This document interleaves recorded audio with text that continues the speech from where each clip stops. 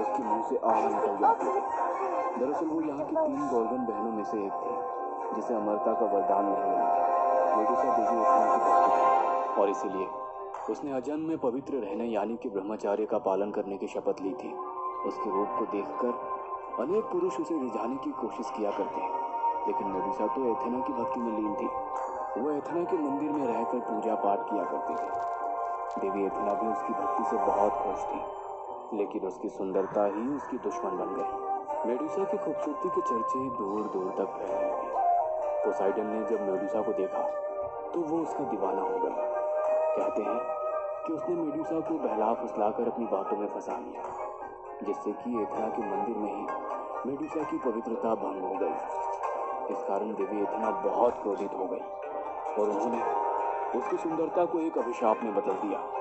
Medusa को इतना बदसूरत और डरावना बना दिया कि कोई पलट कर कभी उसकी ओर ना देखे। जब इतने से भी एथेना का मन नहीं भरा तो उसने मेडुसा को एक और श्राप दिया। आज के बाद अगर किसी भी पुरुष ने तेरी आंखों से आंखें मिलाई तो वो पत्थर बन जाएगा। एथेना के श्राप के बाद सब मेडुसा के करीब आने से घबराने लगे।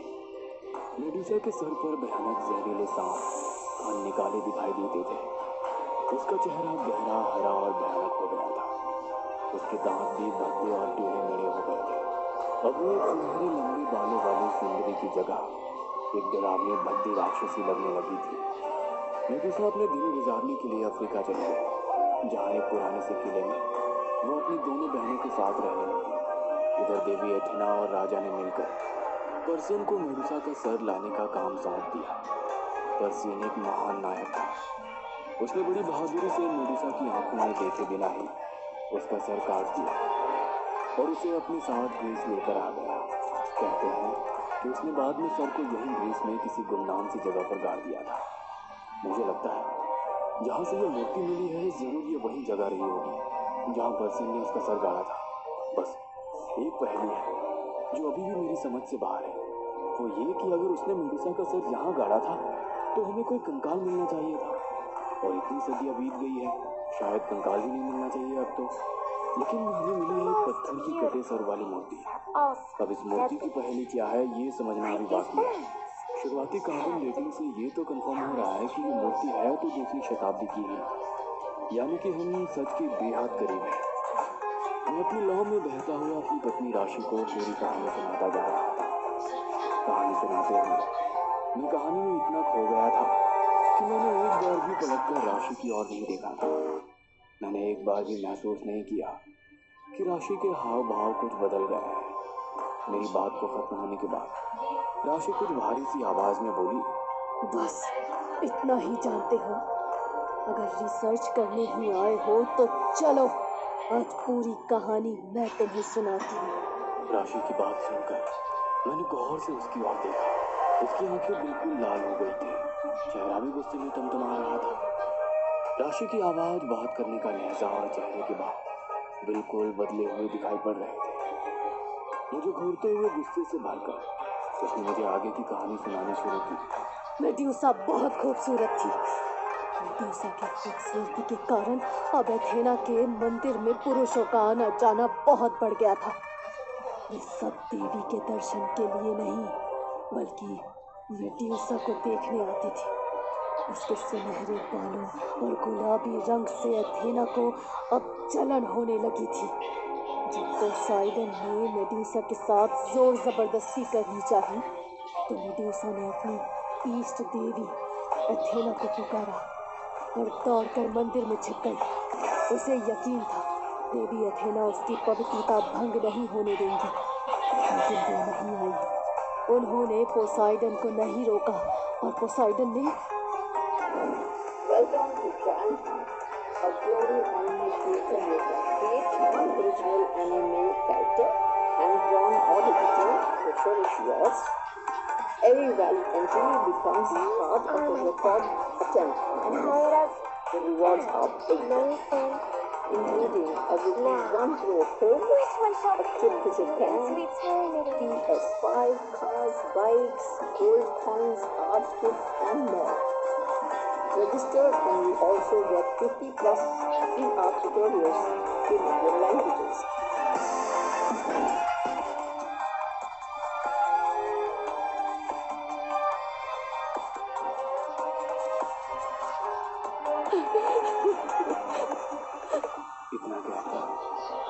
आंसू बहने लगे।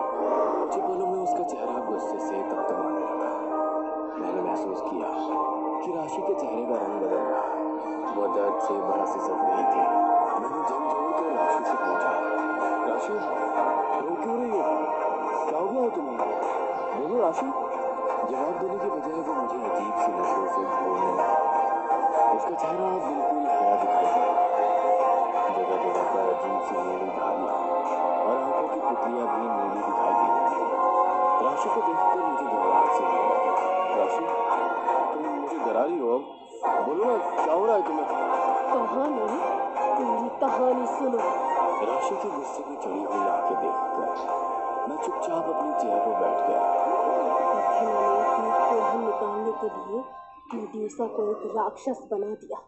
वो नहीं चाहती थी दुनिया का कोई भी मर्द उसे देखे, इसीलिए उसने मेडुसा को श्राप दिया कि उसकी आंखों में देखने वाले को वो पत्थर में बदल देगी। बाद में अथेना ने षड्यंत्र रचकर मेडुसा का सर कटवा दिया। और क्या कहा तुमने? पोर्सियन महान योद्धा था, कोई महान योद्धा नहीं था वो। मेडुसा का सर काटने के लिए वो उसे दिन और सालों तक तलाशता रहा, लेकिन उसे ढूंढने में सफल नहीं हुआ। उसके बाद उसने छल से ये पता लगाया कि मेडुसा कहाँ छिपी हुई है। उसका पता मिलने के बाद भी उसमें हिम्मत नहीं थी कि वो मेडुसा को मार सके, इसीलिए उसने अपने कपट का सहारा लिया। मेडुसा को मारने के लिए उसने अथेना की दी हुई ढाल से प्रतिबिंब में उसका चेहरा देखा और ग्रीक गॉड की दी हुई तलवार से उस पर वार कर दिया। तुम शायद जानते नहीं कि मेडुसा के कटे सर में भी इतनी शक्ति थी कि वो किसी को भी पत्थर बना सके। मेडुसा के सर का उपयोग करके उन दुष्टों ने न जाने कितने ही युद्ध जीते। मरने के बाद भी मेडुसा का अंत नहीं हुआ था। अथेना इस बात से अभी भी चिंतित थी, इसीलिए मेडुसा का अंत करने के लिए एक दिन मेडुसा के साथ आईना रख दिया था। अपना ही चेहरा आईने में देखने से मेडुसा का सर उसी क्षण पत्थर में बदल गया। उसके बाद अथेना और पर्सियन ने मेडुसा के सर को एक गुमनाम जगह पर सैकड़ों हजारों फीट गहराई में छिपा दिया। अथेना जानती थी कि अगर कभी भी इस पत्थर की मूर्ति पर रक्त की बूंदें गिर पड़ी तो मेडुसा की भटकती हुई आत्मा उस पत्थर के सर तक पहुंच जाएगी। राशि के मुंह से सारी बातें सुनने के बाद मैंने डरते हुए आंखें करके सुना। लेकिन तुम ये सब कैसे जानती हो राशि? Experience the youthful suffering. Meeting के दौरान मेरा ध्यान भटका और कांच का गिलास मेरे हाथ से छूटकर नीचे गिरकर टूट गया। नीचे झुककर उसे उठाते समय मेरे हाथ में एक कांच का टुकड़ा धंस गया, जिससे खून बहने लगा। अचानक से खून बहता देखकर मैंने अपना हाथ झटक दिया, जिससे खून की कुछ बूंदें मेडुसा की मूर्ति पर भी गिर पड़ी। अब मैं समझ गया था, यानी कि मेरे कारण मेडुसा की आत्मा वहां पहुंच गई। मैंने अपने सूखते हलक से अटकते हुए पूछा, तो क्या तुम मेडुसा हो? मेरे इतना कहते राशि जोर से धक्का लगाकर हंस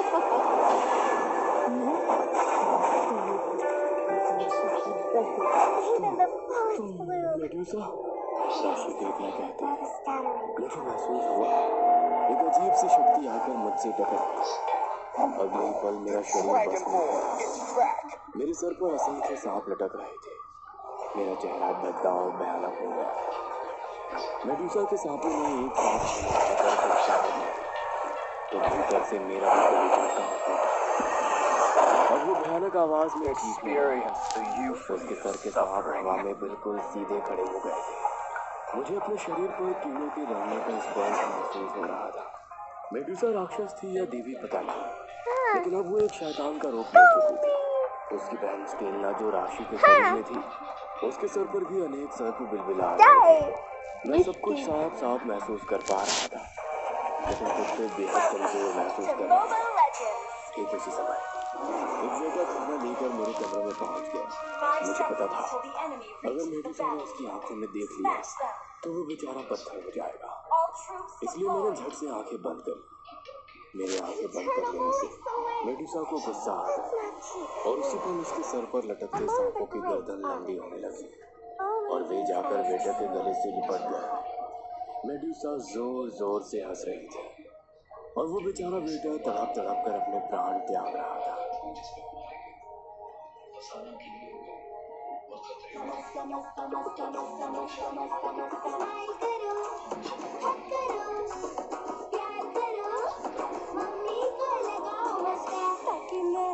बनाओ pasta, Smith and Jones pasta मसाला।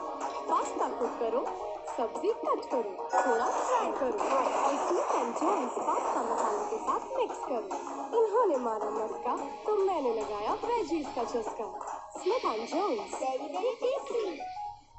नया Kesh King Gold Ayurvedic oil. Ayurveda और साइंस जो है फल घटाए नए बाल उगाए।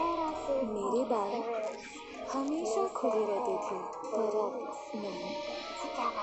मेरे यहाँ पे ना बाल होते थे पर अब नहीं, क्योंकि तब हमारे बाल ऐसे झड़ते नहीं थे। अब हेयर फॉल की वजह से खोए हुए बाल और नए बाल दोनों आएंगे। आयुर्वेदा और साइंस का मिश्रण, नया Kesh King Gold Ayurvedic oil 21 herbs और ग्रो बायोटीन के साथ जो है फल घटाए नए बाल उगाए, ताकि आप फिर से आप बन पाए। नया Kesh King Gold Ayurvedic oil. कुछ ही देर में ग्रीस आर्कियोलॉजी डिपार्टमेंट के हेड मिस्टर बेरिसो मेरे रूम में था। एक बार फिर मैंने कसकर अपनी आंखें बंद कर ली। मैं जानता था ऐसा करके मैं उसकी कुछ खास मदद नहीं कर पाऊंगा, लेकिन फिर भी मैंने अपनी तरफ से कोशिश की। मिस्टर बोरिसो ने जैसे ही मेरे कमरे में दो भयानक राक्षसी चेहरे देखे, वो डर से मेडुसा के सर पर लटकते सांप बोरिसो के हाथ पर और उसके हाथ को चुरा लिया। मिस्टर बोरिसो किसी तरह सांप के अपना हाथ खिलाकर नीचे बने फ्लोर पर पहुंच गए, जहाँ पर देश विदेश से आए हुए बहुत से डेलीगेट्स जमा थे। अपने सामने भयानक मेडुसा को देखकर वहाँ चीख पुकार और अफरा तफरी सी मच गई। हर तरफ ऐसा लगता था जैसे मौत नाच रही हो। मेडुसा और उसकी बहन स्टेनो भयानक आवाज में हंस रही थी और उनके सर पर लटकते नाग और जहरीले सांप एक एक करके सभी को चबा रहे थे। उन्होंने किसी की आंखें नोच ली थी तो किसी का चेहरा चबा रहा था। हर तरफ बस खून दिखाई दे रहा था। वही हॉल में किनारे पर छुपे हुए कपल आपस में बातें कर रहे थे। लिली, लगता है आज ये हम में से किसी को भी जिंदा नहीं छोड़ेगी। क्या ऐसा कोई तरीका नहीं है जिससे हम इसको वापस भेज सकें? मुझे लगता है जरूर ये सभी शापित मूर्ति के कारण हो रहा है। क्यों न हम इस मूर्ति को ही तोड़ दें। जॉन की बात सुनकर लिली और जॉन मेडुसा की नजर से बचते हुए उस मूर्ति के पास पहुंच जाते हैं और लिली हथौड़े से मेडुसा की मूर्ति को तोड़ने लगती है। जैसे ही मूर्ति के टुकड़े टुकड़े होते हैं, मेडुसा की शक्तियाँ कमजोर पड़ने लगती है। अपनी शक्तियों के कमजोर पड़ते हैं मेडुसा ने गुस्से से जॉन की आंखें और इस बार मुझसे गलती हुई। मैंने अपनी आंखें खोलकर जॉन की ओर देख लिया। इससे पहले कि जॉन मुझसे आंख मिला पाता, लिली ने जॉन के पीछे लगे कपड़े को जोर से खींच दिया। कपड़े के पीछे एक बड़ा आईना था। जॉन के पीछे लगे आईने से कपड़ा हटते ही मेडुसा ने अपने चेहरे को आईने में देख लिया, जिसमें एक बार फिर से वो पत्थर में बदल गई थी। मेरे शरीर में कैद होकर वो हमेशा के लिए पत्थर हो गए। मेडुसा के जाते ही उसकी बहन स्टेला भी वहां से आई। उस हादसे में मेरी पत्नी राशि तो बाल बाल बच गई, लेकिन मुझे एक पत्थर की अभिशापित मूर्ति समझ गई। ग्रीस सरकार ने एक अंधेरे कमरे में फेंक दिया। 10 साल बीत गए हैं, लेकिन मुझे आज भी इंतजार है। मैं जानता हूँ आज नहीं तो कल जरूर कोई सच्चा वापस इस मूर्ति के पास आएगा। तो आपको खून की बूंदें देके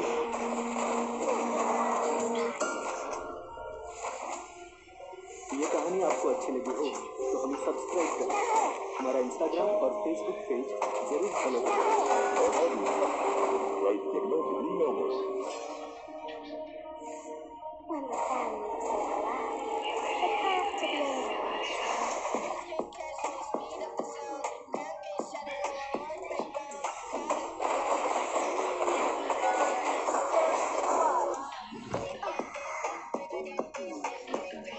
उसको मारने गया तो खुद मर गया।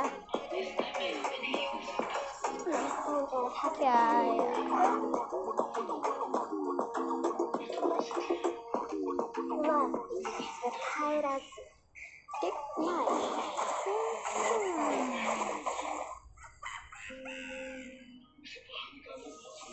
शुक्रवार का दिन ढलने के बाद आकाश ने ठंडे पानी में स्नान किया और फिर साधना में इस्तेमाल होने वाली सामग्री को एक ढोल में भरा और लाल रंग की आगो वस्त्र को पहनकर नंगे पांव में शमशान भूमि की ओर निकल गया।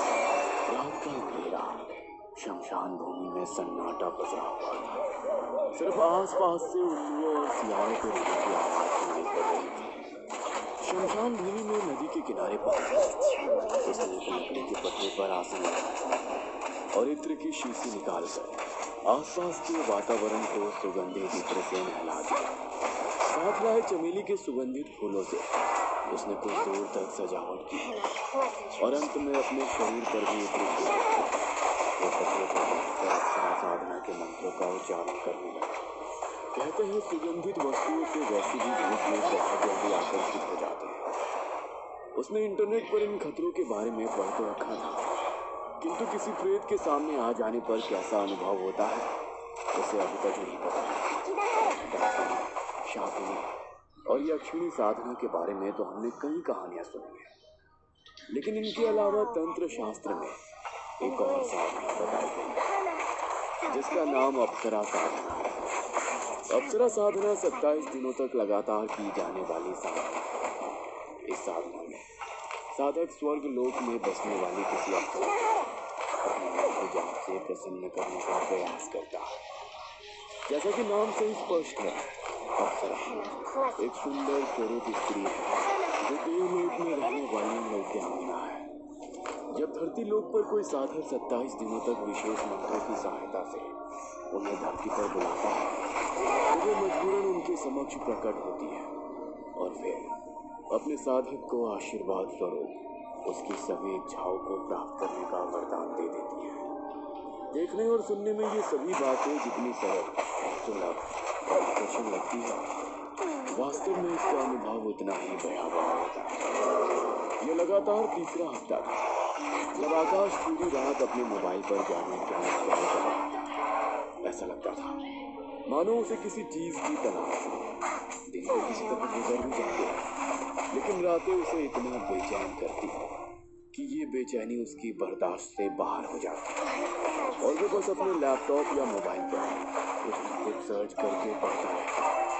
छोटे शहर के बड़े सपने देखने वाले लड़कों के साथ होने वाली ये कोई पहली घटना नहीं थी। आकाश बिहार के एक छोटे से शहर से था। अपने गांव में उसने न ज्यादा चमक दमक देखी थी, न ही बड़े शहरों जैसा खुलापन। जब नौकरी के सिलसिले में मुंबई आया तो वहां की चमक से उसकी आंखें चांदी आने लगी। गति से भागते शहर में तितलियों से खूबसूरत और आकर्षक लड़कियां जिन्हें देखकर उसके दिमाग से मच जाती। मुंबई आए कुछ ही महीने बीते थे कि एक रोज आकाश की मुलाकात मोना से हुई। मोना मुंबई की आजाद ख्यालों की लड़की थी। मॉडर्न ड्रेसेस पहनकर उसका बेफिक्र से आकाश को नहीं हेलो कहते ही गले लग जाना, देर शाम तक साथ में समय बिताना, आकाश को ये सब बेहद सुहाना लग रहा था। मोना साफ होती तो उसे ऐसा लगता सारी दुनिया के रंग उसकी मुट्ठी में सिमट गए हो जैसे। मोना से मिलकर वो घर लौटता तो उसकी और अलग होने की बेचैनी उसके चेहरे पर छाई रही। दिन यूं ही बीत रहे थे। आकाश एक मेहनती लड़का, धीरे धीरे उसने काम अच्छे से सीख लिया। अब उसके पांव जमने लगे थे। गुजरते दिनों के साथ आकाश के लिए प्यार पागलपन की हद तक पहुंचने लगा था। सोते जागते उसे बस मोना ही नजर आती, लेकिन वो भूल गया था तितलियां जितनी आकर्षक होती है उतनी ही शरीर भी। उन्हें मुट्ठी में कैद कर लेना संभव ही नहीं। आकाश के ओवर पॉजिटिव बिहेवियर से उसके 1 साल के रिश्ते के बाद जिसे वो कभी स्वीकार ही नहीं कर सका। आकाश, I think it's not working. Let's move on. Mona जा चुकी थी, लेकिन आकाश के कानों में ये शब्द हथौड़े की तरह प्रहार कर रहे थे। वो मोना के बिना जी नहीं पा रहा था। हजारों बार उसका नंबर मिलाने की नाकाम कोशिश के बाद अंत में आकाश बिल्कुल नाउम्मीद हो गया था। वो सारी रात इंटरनेट पर ऐसे तरीके ढूंढता रहता जिससे किसी भी तरह उसकी मोना उसके पास लौट आए। ज्योतिष से लेकर टैरो कार्ड्स सबका दरवाजा खटखटाया, लेकिन कहीं कोई उम्मीद नजर नहीं आई। उस रोज आकाश ऑफिस से घर लौट रहा था, तभी उसे सड़क के किनारे लगा एक पोस्टर दिखाई देता है जिसमें मनचाहा प्यार दिलाने के बारे में लिखा हुआ था।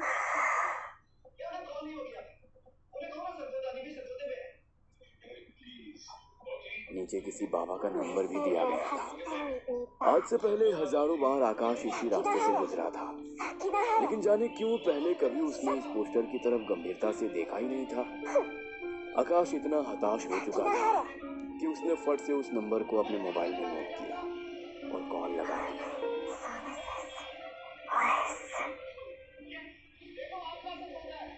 दूसरी तरफ से एक आदमी ने फोन किया। क्या वाकई आप मेरी मनपसंद लड़की से शादी करवा सकते हैं? हाँ बेटा, यही तो काम है हमारा। चाहे कोई ही लड़की हो, मात्र 11 दिन में खुद ब खुद तुम्हारी तरफ खींची चली आएगी। जिसे चाहे अपना बना सकते हो। लेकिन ऐसा कैसे हो सकता है? ऐसा तो संभव ही नहीं है। वो मेरा फोन तक नहीं उठा रही, उसे देखना तो नसीब नहीं हो रहा। आप कहते हो 11 दिनों में शादी करा दोगे? बेटा, सब कुछ संभव है। तंत्र शास्त्र के बारे में जानते हो? हमने डाकिनी, यक्षिणी और अप्सरा सिद्ध की हुई है। हम तुम्हें ऐसी सिद्धि देंगे कि तुम्हारी प्रेमिका खुद ब खुद चलकर तुम्हारे पास आएगी। आकाश को बाबा की बात पर भरोसा नहीं हो रहा था, इसलिए उसने इस बारे में ज्यादा बातें नहीं की और फोन काट दिया। कैसी अजीब सी बातें कर रहा था वो बाबा। क्या वाकई ऐसी शक्तियाँ होती हैं जिसकी मदद से हम जो चाहे वो पा सके? डाकिनी, यक्षिणी, आखिर कौन होती है ये सब? आकाश के मन में उत्सुकता पैदा हो चुकी थी। अपनी उत्सुकता को शांत करने के लिए आकाश डाकिनी और अप्सरा साधना के बारे में गूगल पर सर्च करने लगता है। एक के बाद एक पेज उसके सामने खुलते चले जाते हैं। अगर वाकई अप्सरा साधना जैसी कोई साधना होती है जिसकी मदद से हम सब कुछ पा सकते हैं, तो इससे अच्छी बात कोई हो ही नहीं सकती। बाबा ने साधना के लिए मुझसे 20,000 रुपए मांगे थे। किसी बाबा की क्या जरूरत है? इतनी इन्फॉर्मेशन है गूगल पर। मैं खुद ही अप्सरा को साधने के लिए उसकी सिद्धि करूंगा। आकाश नहीं जानता था वो किस रास्ते पर जाने की कोशिश कर रहा है। ना तो उसके पास कोई गुरु था, ना कोई पुख्ता जानकारी। हफ्तों तक इंटरनेट खंगालने के बाद उसने अब साधना करने का मन बना लिया था। इस समय मोना को पा लेने का जुनून उसके सर पर पागल वो कुछ भी करके बस मोना को अपनी जिंदगी में वापस लाना चाहता था। शुक्रवार को दिन ढलने के बाद उसने स्नान किया और फिर साधना में इस्तेमाल होने वाली सामग्री को एक झोले में भरा और नंगे पांव ही शमशान भूमि की ओर निकला। लाल रंग के अधो वस्त्र को पहनकर उसने एक लकड़ी के पटरे पर आसन लगाया और फिर बैठकर अप्सरा साधना के मंत्रों का उच्चारण करने लगा। तकरीबन 2 घंटे तक वो एकाग्र होकर मंत्र जाप करता रहा। इसी बीच कई बार उसका मन भटका। कभी उसे अपने आसपास किसी के होने का एहसास होता, तो कभी किसी के रोने चिल्लाने की आवाज सुनाई देती। डर से उसकी घुट्टी बंधी हुई थी, लेकिन फिर भी बिना रुके वो लगातार मंत्र पढ़ रहा था। जैसे जैसे साधना के दिन आगे बढ़ रहे थे, मंत्र जाप के समय उसके मन में बार बार मोना का ख्याल आ रहा। उसे बार बार मोना के साथ बिताए गए लम्हे याद आते। आकाश रोजाना नियम से अपनी मंत्र साधना कर रहा था, लेकिन अपने आसपास उसे ऐसा कुछ भी महसूस नहीं हो रहा था जिससे कि पता लगे कि उसकी साधना का लाभ मिल भी रहा है या नहीं। धीरे धीरे समय बीतता जा रहा था और इसी तरह तकरीबन 10 दिन का समय और बीत जाता। रात के तकरीबन 11 बजे होंगे। आकाश शमशान में मंत्रों की साधना में लीन था। एकाएक उसे एहसास हुआ उसके आसपास की महक बहुत तेज हो गई है। ये गंध इतनी तेज हो गई थी कि अब उस गंध में सांस लेना भी दुभर हो रहा था। देखते ही देखते चारों ओर ठंड बढ़ने लगी। वातावरण में अब इतनी ठंडक थी कि आकाश का शरीर नीला पड़ने लगा था। कुछ ही देर में किसी स्त्री का भयानक आकाश उसके चारों ओर गूंजने। That used to be so frustrating. I would have a specific idea in my head, but couldn't find anything that matched it. And that really slowed me down. I thought it would sound like the world's leading soundtrack in pop, so it could seamlessly integrate into the workflow. I started using it, and the entire creative process has become so much smoother. One of the biggest things for me is that everything is licensed for full monetization, so I can publish my videos anywhere without worrying about copyright claims or audio DMC. And that genuinely gives me so much peace of mind. But I also use a lot to adapt to. It lets me adjust the track so it actually fits with anything I'm using. I can shorten the song, move sections around, or just change the energy without having to do complicated audio editing. स्त्री का भयानक आकाश उसके चारों ओर गूंजने लगा। आकाश उस समय जो कुछ भी महसूस कर रहा था वो उसकी कल्पना से परे था। उसने तो एक अफवाह को पाने के लिए सावधानी की थी, किंतु इस समय उसे जो हंसी सुनाई दे रही थी वो इतनी भयानक थी कि किसी के भी रोंगटे खड़े करने के लिए पर्याप्त थी। वहाँ का वातावरण इतना भयावह हो गया था कि अब वहाँ एक पल भी ठहरना आकाश के लिए मुश्किल हो रहा था। अचानक ही आकाश को अपनी कमर पर किसी का स्पर्श महसूस होता और ऐसी आवाज सुनाई देने लगती है जैसे कोई स्त्री कोई भारी भरकम पायल पहनकर यहाँ से वहाँ दौड़ रही हो। लगता है मेरी साधना पूरी हो गई। जरूर ये पायल की आवाज और मेरे शरीर पर स्पर्श अप्सरा का ही है। यही समय है, मुझे आंखें खोलकर उसके दर्शन करने चाहिए। ऐसा सोचकर आकाश मंत्रों को बीच में ही छोड़कर अपनी आंखें खोल देता है और जैसे ही गर्दन घुमाकर देखता है उसे अपने सामने एक 8 फुट की भयानक चेहरे वाली स्त्री दिखाई देती है। एक डीप चीख निकल जाती है। आकाश के पूरे बदन से कपकपी एक 22 साल का नौजवान जिसने अभी अभी खुली आंखों से किसी मायावी शक्ति को देखा हो, उसकी मानसिक स्थिति का आप अंदाजा भी नहीं लगा सकते हैं। इस पल वो मानो अपने होश में ही नहीं था। उसके पैर मानो जम गए थे, अपनी जगह से हिल पाने का सहारा भी नहीं था उसके अंदर। तभी वहाँ का वातावरण एक बार फिर बदलता है। वो तेज सुगंध वहाँ से गायब हो जाती है। एक पल पहले तक दिखाई दे रही वो मायावी स्त्री भी आंखों से ओझल हो चुकी थी। शमशान भूमि में अब चारों तरफ धुआं ही धुआं नजर आ रहा था। इतना सब देखने के बाद अब आकाश के अंदर उस जगह एक पल भी रुकने की शक्ति नहीं बची थी। सामग्री को उसी अवस्था में छोड़कर वो दौड़कर अपने घर की ओर जाने लगता है और घर पहुंचकर अपना दरवाजा अंदर से बंद कर लेता है। उसका दिल अभी भी जोरों से धड़क रहा था। आकाश बहुत बुरी तरह डर गया था, लेकिन फिर भी कुछ देर बाद जब वो सामान्य हुआ तो उसने तय किया कि वो अपनी बची हुई साधना को अपने घर में रहकर ही पूरा करेगा। अगले दिन रात के 9 बजे एक बार फिर से वो साधना करने के लिए बैठ जाता है। अभी कुछ देर बीती होगी कि उसे अपना दरवाजा जोर जोर से पीटने की आवाज सुनाई देती है। कुछ देर तक आकाश उस आवाज को नजरअंदाज करने की कोशिश करता है, लेकिन दरवाजा पीटने की आवाज लगातार बढ़ती ही जा रही थी। तभी उसका मोबाइल बजता है। इस बार वो मोबाइल की आवाज को इग्नोर नहीं कर पाता और एक नजर मोबाइल की स्क्रीन की ओर देखता है। स्क्रीन पर मोना का नाम दिखाई दे रहा था। आकाश को अपनी आंखों पर यकीन नहीं हो रहा था। जिस लड़की को उसने पिछले 2 महीने में ना जाने कितने 1000 बार फोन लगाया था, अचानक उसका नंबर मोबाइल की स्क्रीन पर देखकर वो खुद पर काबू नहीं रख पाता और लपक कर फोन उठा देता है। तुम घर पर नहीं हो क्या?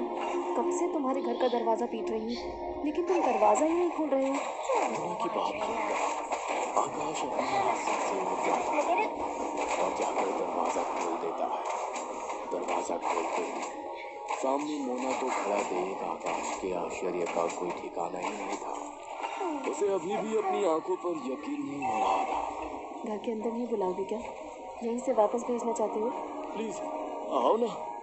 तुम कहाँ चली गई थी मोना? मैंने तुम्हें बहुत मिस किया। तुम सोच भी नहीं सकती इतने दिनों में मुझ पर क्या क्या बीती है। फिर से तो नहीं जाओगी ना मुझे छोड़कर? अब आ गई हूँ ना, अब कहीं नहीं जाऊंगी। जहाँ जाएंगे हम साथ में जाएंगे, ठीक है ना? साथ में? अरे छोड़ो ना ये सब, मुझे भी समझ आ गया है कि तुमसे ज़्यादा प्यार मुझे और कोई नहीं कर सकता। माफ़ कर देना मुझे प्लीज़। मानो एक सपना सच हो गया था आकाश का। इस पल की खुशी में वो भूल ही गया था कि कुछ देर पहले वो अप्सरा साधना कर रहा मैं था यहाँ पे क्यों और आया? उसे अधूरा छोड़ आया है। मोना के लौट आने के बाद अब आकाश के मन में आगे की साधना करने की कोई इच्छा नहीं बची थी। अपनी साधना को छोड़ा वो दिन रात वहाँ पे मोना जाना के था। साथ बातें करने में बिताने लगा। मोना को लौट कर आए 3 दिन बीत गए थे। अब मोना आकाश से मिलने तो नहीं आती थी, लेकिन फोन पर लगातार उसकी मोना से बातें हो रही थी। तेरी वजह से मैं मरा था ना। और गुजरते ये ले। दिन के साथ आकाश की सेहत गिरती ही जा रही थी। 1 सप्ताह बीता तो मानो उसके अंदर बिस्तर से उठने की जितनी भी ताकत नहीं बची। बेटे की बिगड़ती हालत को देखकर गांव से उसके माँ बाबूजी मुंबई आ गए और उसे अच्छे से अच्छे डॉक्टर को दिखाते हैं। तो जांच करने के बाद भी मानो उसकी बीमारी किसी भी डॉक्टर की पकड़ में आ ही नहीं रही थी। सुनिए जी, शहर के बड़े से बड़े डॉक्टर भी इसकी बीमारी को पकड़ नहीं पा रहे हैं। कहीं ऐसा तो नहीं ये कोई और ही चक्कर है, तभी डॉक्टरों की दवा काम नहीं कर रही है। तुम फिक्र मत करो भाग्यवान, हमारे गांव का बिरजू यही मुंबई में रहता है। मैं उससे पता करता हूँ, अगर वो हमारी कुछ मदद कर सके तो। आकाश की माँ बाबूजी अपनी तरफ से पूरी कोशिश करते हैं और जल्द ही उन्हें एक छोटे डॉक्टर का पता मिल जाता है, जहाँ वे अपने बेटे को लेकर पहुँच जाते हैं। इधर आकाश की हालत बिगड़ती जा रही थी, लेकिन ऐसी हालत में भी वो अपनी फिक्र छोड़कर बचते समय मोबाइल की ओर देखकर मोना के फोन का इंतजार कर रहा था। बाबा बिल्कुल बावला हो गया है लड़का तो सोना लिया के पर चक्कर मैं में। बच नहीं मुझे तो पाया। कभी कभी लगता है कि इस करम जली ने ही कोई जादू टोना करवाया है इसके ऊपर। अरे माँ, तुम भी जाने कैसी बातें करती हो।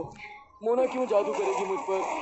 वो तो महीने पहले ही मुझे छोड़कर चली गई थी, लेकिन मैं नहीं जी सकता था उसके बगैर। इसीलिए मैंने उसे पाने के लिए अप्सरा साधना की।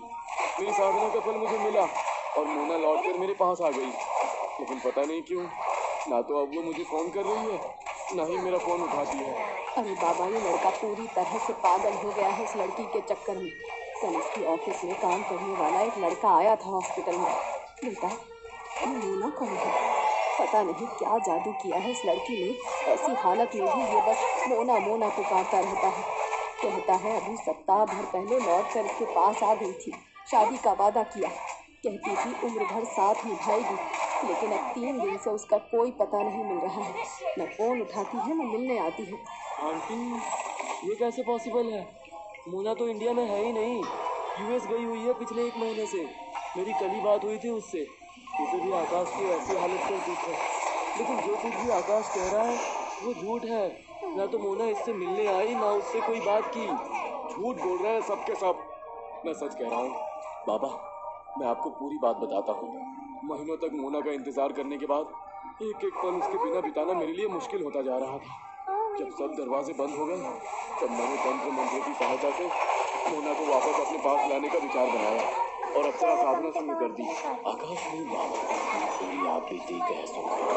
बिना किसी गुरु के मार्गदर्शन के तुम इतनी बड़ी शक्ति से उलझने के लिए निकल पड़े? अरे मूर्खो, मूर्खो तुम। ऐसी ही आधी अधूरी जानकारी लेकर तुम्हें लगा था कि तुम अप्सरा को साथ लोगे। मेरे को नहीं आती जानते नींद भी यहाँ हो पे। कितनी बड़ी शक्ति के साथ टकराने की हिम्मत की है तुमने। अरे मेरे को रात में नहीं नींद आती, ये बोल रहा अब तो हूँ। सिर्फ ईश्वर ही आपके बेटे की रक्षा कर सकता है। आप जानते हैं अरे मेरे को रात कि में आपके बेटे नींद ने आती है, ही तो बोल ने रहा हूँ। 27 दिन की साधना का संकल्प लिया और उसके बाद अपनी साधना शुरू की। जिसका अपने मन पर नियंत्रण नहीं है, वो मनुष्य कभी भी कोई सिद्धि प्राप्त नहीं कर सकता। जब हम मंत्रों की शक्ति से हमें किसी बहुत बड़ी मायावी ताकत को बुलाते हैं, तो उस शक्ति से पहले मंत्रों की ऊर्जा से आकर्षित होकर भांति भांति के भूत प्रेत पिशाच और भुलावे आकर हमारे धैर्य की परीक्षा लेते हैं। अप्सरा किसी के भी सामने ऐसे ही प्रकट नहीं हो जाती है। बिना सही मार्गदर्शन के इस तरह की शक्तियों को आमंत्रित करना अपने विनाश को आमंत्रित करने के समान होता है। बहुत बड़ी भूल की है तुमने। तुम्हें क्या लगता है यह अप्सरा डाकिनी या किसी की गुलाम बनकर रहना चाहती है? किसी भी साधक को सिद्धि प्राप्त हो उससे पहले ये तरह तरह से साधक के धैर्य और एकाग्रता की परीक्षा लेती है। जिसे तुम मोना समझ रहे हो वो मोना नहीं, बल्कि तुम्हारे मंत्रों से आकर्षित होकर आने वाला कोई पिशाच था। उस लड़की के मोह में तुमने अपनी साधना अधूरी छोड़ दी और साधना छोड़ते ही वो पिशाच तुम्हारे ऊपर हावी हो गया। अब वो पिशाच आने वाले 3 दिनों के अंदर उसे अपना शिकार बनाएगा और अपने साथ ले जाएगा। इसलिए उसने कहा था कि तुझे छोड़कर कहीं नहीं जाएगा, बल्कि तुझे भी अपने साथ ही लेकर जाएगा। बाबा की बात सुनकर आकाश की आंखों में आंसू बहने लगते हैं। बाबा, बहुत बड़ी भूल हो गई बाबा, आप ठीक कहते हैं। अरे यार ये इलाला के क्या हो गया था स्किल्स मुझे? अच्छे नहीं होते। मोना को इलाला पाने की नहीं है, इसका नाम मैं सही और हिलाला गलत के बीच अंतर है। करना भूल गया था। बहुत बड़ी गलती कर दी मैंने, मुझे बचा लीजिए। आकाश की किस्मत अच्छी थी कि वो समय रहते एक सिद्धि तांत्रिक के पास पहुंच गया। बाबा ने अपने तंत्र बल से आकाश को पिशाच से मुक्ति दिला दी। पिशाच से मुक्त होने के बाद बाबा ने 5 दिन तक आकाश के हाथों एक यज्ञ कराया और अप्सरा साधना में हुई सभी भूलों के लिए क्षमा याचना करवाई।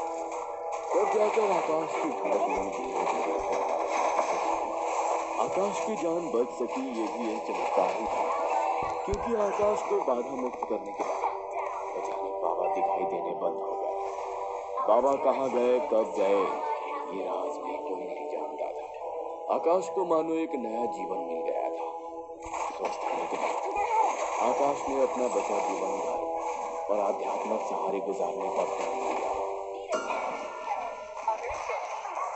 ये कहानी आपको अच्छी लगी हो तो हमें सब्सक्राइब करें, हमारा इंस्टाग्राम और फेसबुक पेज जरूर फॉलो करें और हाँ दीजिए सब्सक्राइब करना मत। हो गया, चलो तुम्हारा अब मेरी बारी है। मैं वैसे वीडियो को बोल रहा हूँ कि अब मेरी बारी है वॉइस ओवर करने की। अब मैं ऐसा लंग दिखाऊंगा ना अपना कि ये लोग को समझ में भी नहीं आएगा कि ये कौन से लंग्स हैं। लंग्स हैं।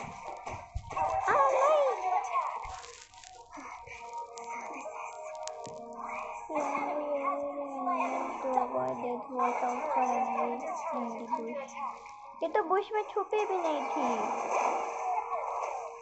ये रिमाइंडर मिल गया मेरे को। ये लियो मॉड क्या कर रहा है? कैसे ना अब तो हम सब गए। ये वाओ कितना अच्छा खेले हैं हम लोग guys. Farewell, under attack. Enemy steps. Ooh.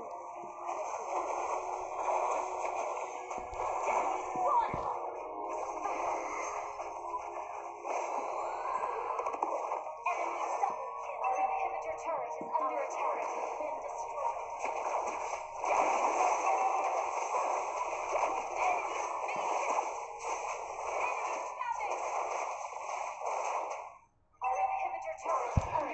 अब तो मैं क्या कर दूँ? अब तो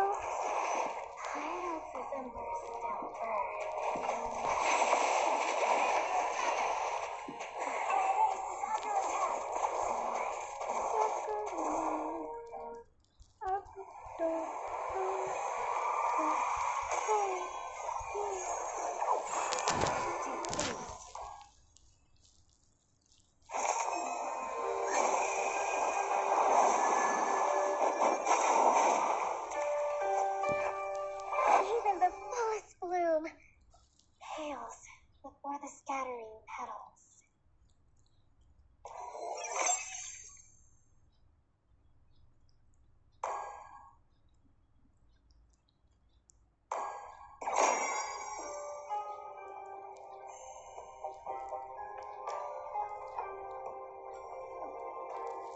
I'm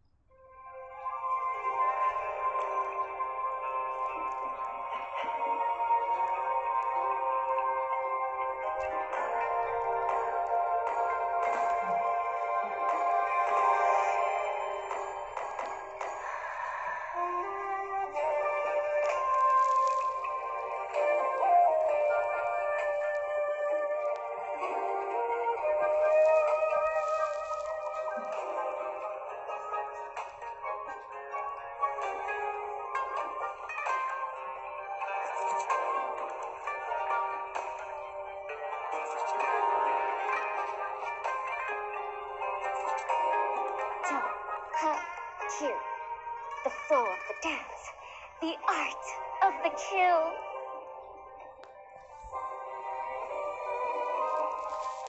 ओके चलो बाय, अब मैं चलता हूँ। Good night. Good night. जाओ अब।